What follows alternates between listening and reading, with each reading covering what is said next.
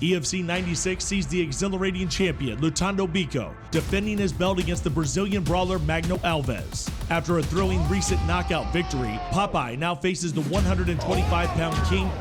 Plus, in the co-main event, a determined pitbull brother Gian Souza faces the thrilling Nicholas Huwende from Zimbabwe for a shot at the 135-pound gold.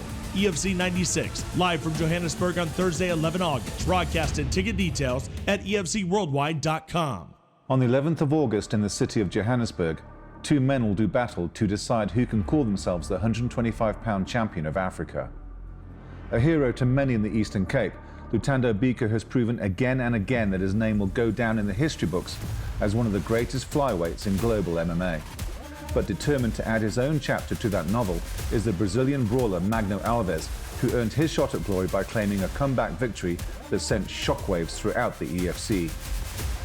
His Brazilian compatriot Gian Souza, fresh from a contentious and bloody draw against the infamous Nkazamola Zulu, continues his hunt for a title shot, but must now face the electrifying undefeated Zimbabwean Nicholas Huwende to earn a crack at MSP Cameron Simon and his golden buckle.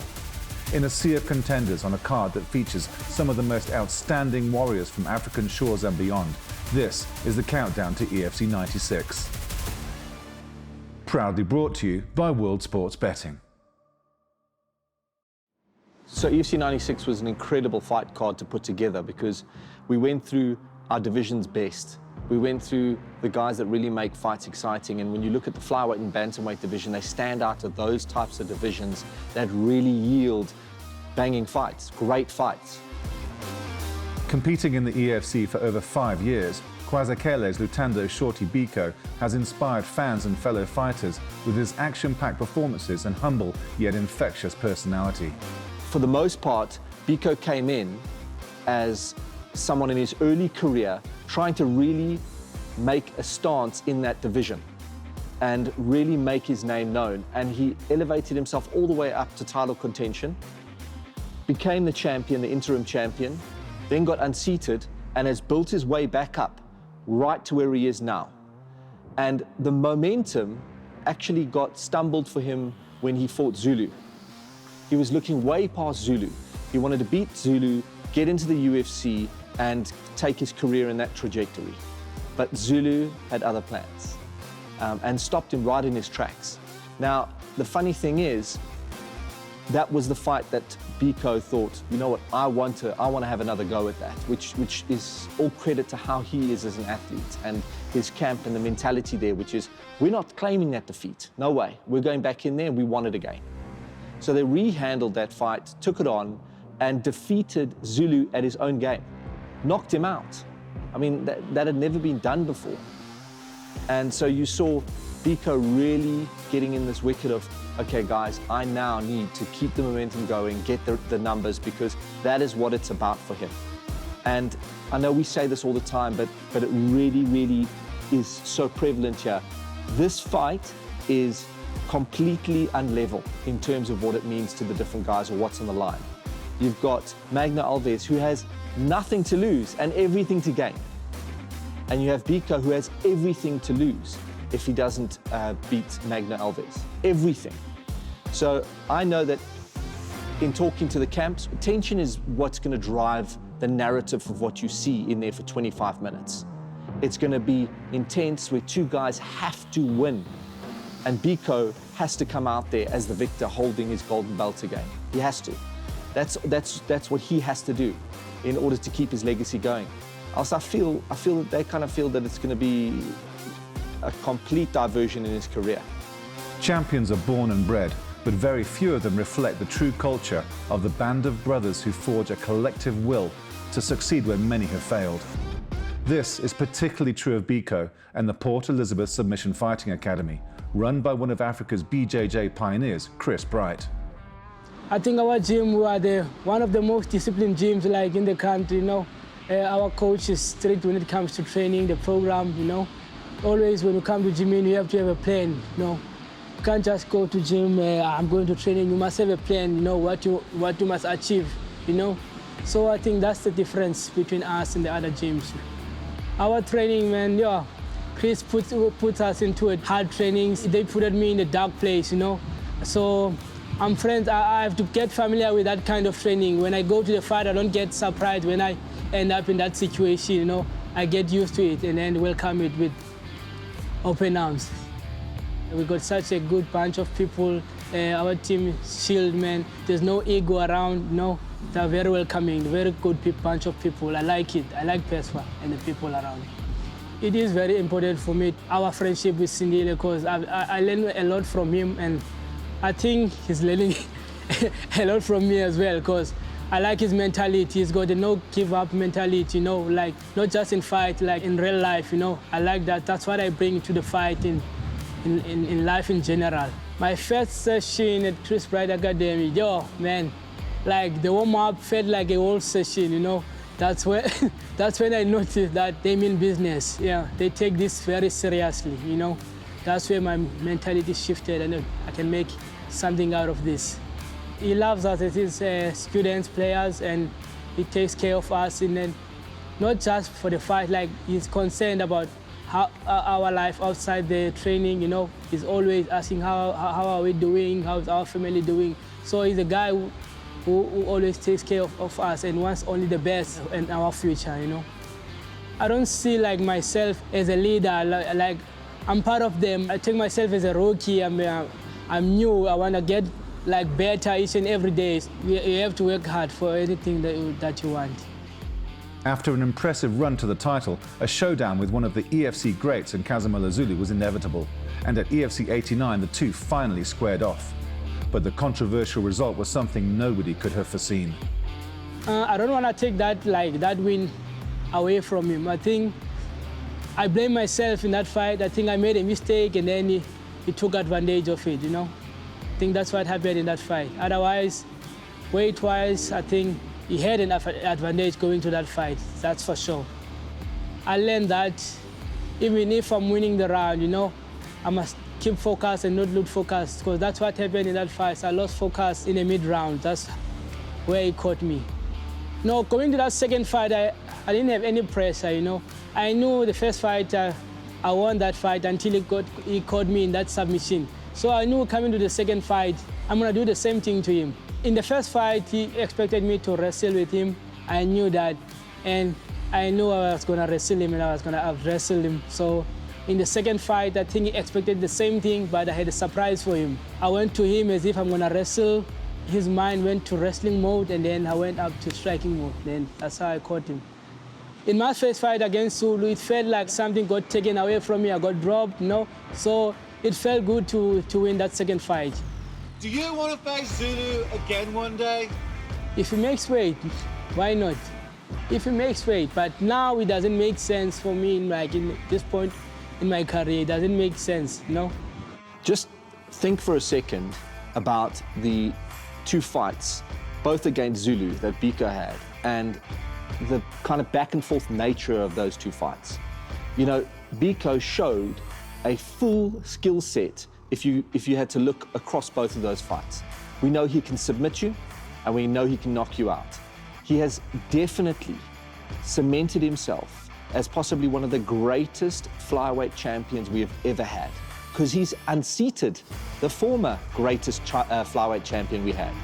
And, you know, when Biko steps up against Magno Alves, I think that's going to go through his mind. It was very much the same as Igu Kabesa going up against Nerik. No one will ever question whether Biko deserves to be in that spot. No one. And I think I would love to see a Zulu number 3. I mean, who wouldn't? I mean, it's one apiece at the moment. But in Biko's mind, and maybe in the mind of a lot of the EFC fans, they should be looking at what it takes to lose by your own trade, by what you're incredible at, which is submission game, and then go, you know what, I got lazy, I'm going to come back, and then knock out the guy who's never been knocked out and is the stand-up specialist. So you've got to digest where Biko is in terms of his skill set in his career right now. He's right up there. He's at the top. The fight is going to really get unpacked from a style perspective is Magno Alves. What is he going to bring to the table that's going to influence the way Biko reacts to him? So Magno is going to come in there, and you can almost see him being able to deflect a lot of the takedowns because he has a very good wrestling game. You're going to see him on the ground being able to throw up a lot of great submission defense. The stand-up, I'm hoping, obviously because I'm a fight fan, is where we're going to see this fight take place or take center stage. I think that's where 90% of this fight is going to happen. And if that's the case, big punches from Biko and more of a stylistic jabbing and a lot more of the point style stuff from Magno Alves, which could mean that it goes to the decision. The sport of mixed martial arts once in a while creates a spectacle that reminds people why it reflects the indomitable spirit of human nature better than any other sport.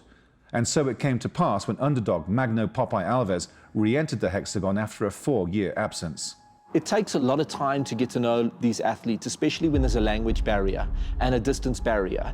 You know, that's the case with myself and Magno. He's lived in Egypt, he's lived in Brazil, and we've always kind of circled around keeping in touch with one another. I really like the guy. I think that he's got a lot to offer the organization. You know, every time you unpack something with him or get into a discussion and kind of edge your way through the narrative of what he's trying to say, you find a really endearing guy who takes fights without a question, who loves this, and who just wants to be acknowledged as a top fighter. And you know, it's difficult when you look at the history or the record of an athlete and then judge them based on that. That's not Magno Alves.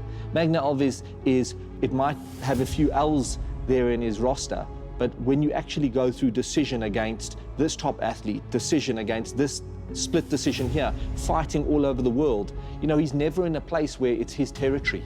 He's never in his hometown beating somebody by decision. It's always, you know, that could have gone either way. That could have gone either way. We saw with Plaikes. I mean, Plaikes looked like he was winning that fight, and then all of a sudden, Magno switched it on.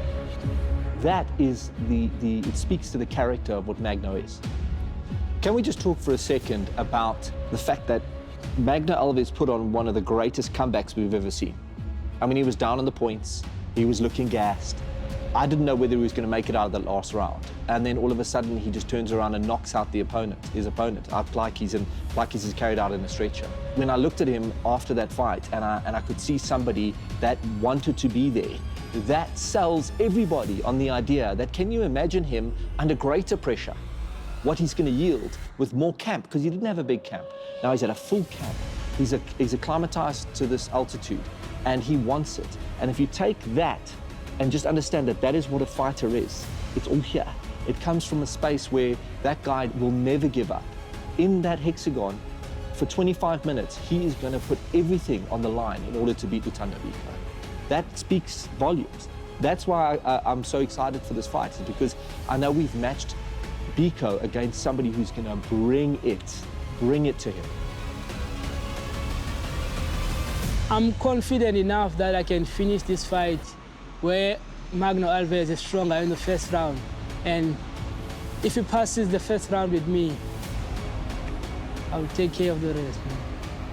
I don't feel any pressure. I think I'm not gonna rush for a finish. I'm just gonna stick on my game plan. A finish will come either first round or any other round. It will come, and I don't need to focus on the finish on this fight. I can play my whole game and stretch it a little bit, you know. My opponent, that I think, is a good guy. Besides that, his last fight, I think if he gets tired like that during our fight, I think I'm gonna put him away early. I don't think he's ever faced like an opponent like me. I always bring something different. I always bring a surprise on the night. And every fight I learn, every fight I come up with new skills, you know. So you can expect everything from, you can expect a knockout like my last fight, you can expect submission, or for me to step in that cage is already a win, you know. So I don't fear losing, I don't fear, that's out of my mind. Yeah. I'm going there, I'm gonna enjoy myself, I'm looking forward to defend my title, and I'm gonna win this fight. That's a promise. Magno Alves, I wish you a good camp and a good weight cut, and I'll see you on the 11th of August, my man. Cheers.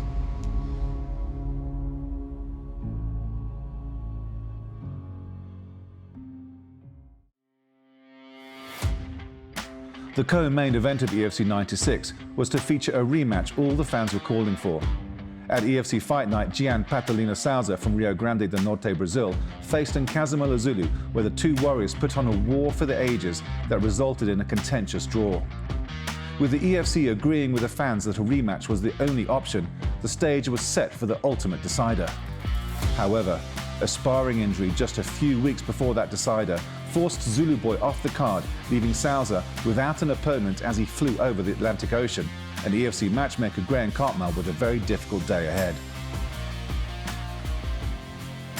Besides my plane touching down and then taking off again in mid-flight, this has been one of the craziest days. So I actually landed eventually back in Joburg after being in Cape Town, and first text I get is Zulu saying that he has broken his hand. His knuckle is shifted to the back and he's got to go for x-rays. I mean, panic stations obviously hit, and we fielded that out to all of the potentials that we've got. And the one that came back that was my first choice in presenting to Jean Sosa is Nicholas Wende, a 3-0 undefeated, incredible prospect.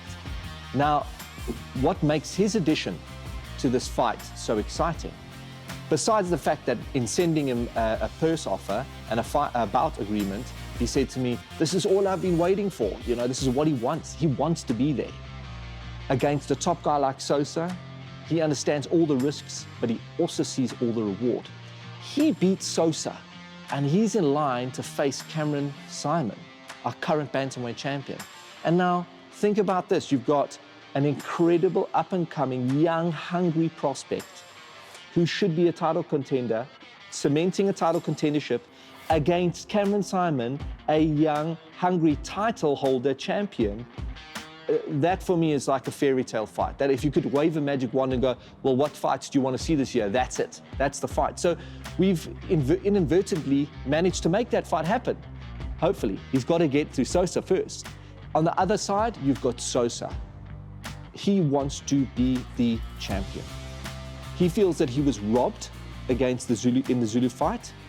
He wanted another shot, and I don't see any issue with bringing a guy like that back out here to reclimb the mountain. As short as it is for him, he's only got to do one fight and get there. I see this is his great opportunity to get there. And Nick Wende is the type of athlete that he can go out there and really cut his teeth on. I think that Sosa will be the favorite. Most people will look at it and go, look at the records. But that's where, you know, we know what Nick has to offer, and that's why I'm excited for that fight. Just understand the level that I see Nick Wende at, even though he's only 3-0, is this guy came in and he presented a first-round knockout on his debut, and he got up right into the hexagon and he laid claim to it. And he said, look, I'm here. I'm going to be super exciting. We all know how good Nicholas Wende is, but let me just lay it out for you. His first fight was against a veteran, Themba Mkhize. And I don't know if you remember the incredible spinning back kick he gave Themba Mkhize. He eventually just dispatched him within the first round. He was incredible. And then we saw the potential. And we saw the potential in Nick and matching him up against another top prospect from Ireland, Tucker Mahindu. We brought Tucker out, and that ended up being one of the greatest bantamweight prospect fights we've ever seen. Nick ended up being the winner. And then he goes and fights another international opponent and does so well. So we've got two internationals. Nick's fair game for something bigger. And this is his opportunity. I feel like these types of fights come around once in a while. And an athlete like Nick knows what's at stake, and they grab them. And this is your opportunity to shine, to become something greater. And if he beats Sosa, we're in for something very special with Nicholas Wende. I'm telling you something now, this kid has got all the talent. He just needs the right type of fight so that the fans are elevated to the same level that he perceives himself at. And they go, okay, he's arrived. In my head, he's already arrived. This is the fight that's going to make you fans, the fans, believe that he has arrived. There's a lot of athletes, we've been doing this for so long, 13 years, putting great fights together. You know, so we've seen thousands of fights. And I can tell you something, when you look at a guy like Nick Wende, he has that almost whiteboard approach to fighting. So you can literally every fight is just wiping the board clean from his last fight. You just don't know what to expect. He's going to throw everything at you, whether it's a spinning elbow, whether it's a flying knee, whether it's going to come up with great submission defenses, or put on a grappling match. He keeps the fight entertaining. And that is his personality. He's electric. I mean, I know it's cliche, but he is. He's electric. He's exciting to watch from the time he walks through the gate to the time he leaves the gate. Even his post-fight speeches are just on point. He tells people what he wants in life and what he's out there to do. I mean, a couple of guys that also resonate with me like that are like the Faiz Jacobs, the Tumisang Madibas at his great. You know, they just come out there and put on great fight. And that is exactly what we are going to see out of him on the night. Salza comes out of one of the most prolific Brazilian camps, Pitbull Brothers. They've got some of the best champions around the world all train out of that gym. And we found Salsa through Jose de Rocha. He was our first signing out of that camp, and through his course and his career, it's been easy for us to take other athletes and field them into EFC from that camp. Now, I just want to tell you, when we first signed Salsa, he was listed as one of the best unsigned to the UFC athletes. And he was 7-0 when he first joined us. And I think he got a huge culture shock and a huge, level shock when he came to EFC and realized our athletes are game and they put on great fights. And I almost feel that he's elevated his game because he signed with us and he's now fighting our top athletes. That's what I see when I see Sosa fight. I have no shortcomings about whether this is going to be a potential fight of the night fight. It's easy for us to predict them now, the potentials, because when you put two athletes together where they are just on point, they tick every single box, they're refined in their stand-up, they're refined in their game. We go on about the skill set all the time. It's actually not what it's about. Sosa will put on a fight. He did it against Zulu, and that's what he knows how to do. That is his fighting style, to stand and trade toe-to-toe, avoid the takedowns, make sure that he can try and submit you, make sure that he can try and knock you out. That is all you want in an athlete, is a full-rounded, encapsulated, non-stop kind of pit bull, which is exactly what he does. He fights in the true name of his gym.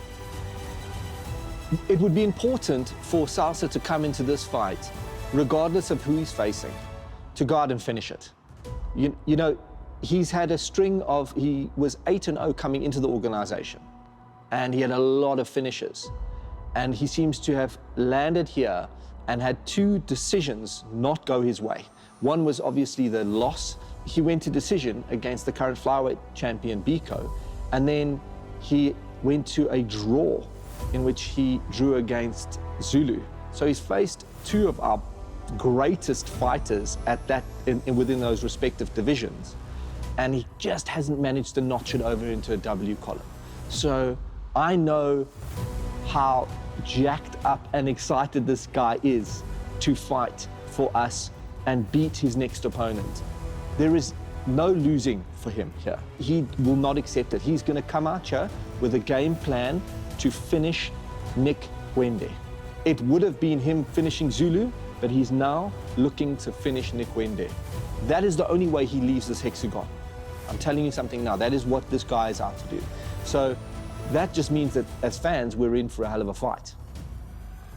Primarily based on not knowing what Nick Wende has to offer and having seen countless fights of Zulus, I genuinely believe that the Souza versus Wende fight is going to be a better fight stylistically, because there's just so many question marks of where it can go, how it could end.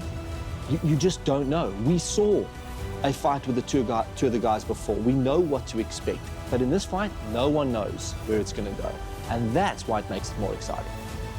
EFC 96 was designed to please the fans. This is a hell of a fight card. You can't want for anything more. Featuring fighters from 8 different countries across the world, EFC proves yet again why it attracts the best talent available in global mixed martial arts today. 13 fights will take place on the 11th of August, creating contenders, challengers and champions, with the final bout offering the ultimate prize of EFC Gold. As Gian Souza promises to destroy any obstacle in his way upon his path to glory, Nicholas Huende has the chance of a lifetime to prove he has what it takes to be the next champion for the proud country of Zimbabwe. But it will be Biko versus Alves that has fight fans in a frenzy. A classic judoka versus striker matchup with an eclectic and unpredictable outsider determined to pounce on a rare opportunity to stage a heist and seize gold from a champion hell-bent on keeping his belt, whatever it takes. EFC 96 will be one for the ages, and it all goes down in the City of Gold on August the 11th. EFC 96 sees the exhilarating champion Lutando Biko defending his belt against the Brazilian brawler Magno Alves. After a thrilling recent knockout victory, Popeye now faces the 125-pound king. Plus, in the co-main event, a determined pitbull brother Gian Souza faces the thrilling Nicholas Huende from Zimbabwe for a shot at the 135-pound gold. EFC 96, live from Johannesburg on Thursday, 11 August. Broadcast and ticket details at efcworldwide.com.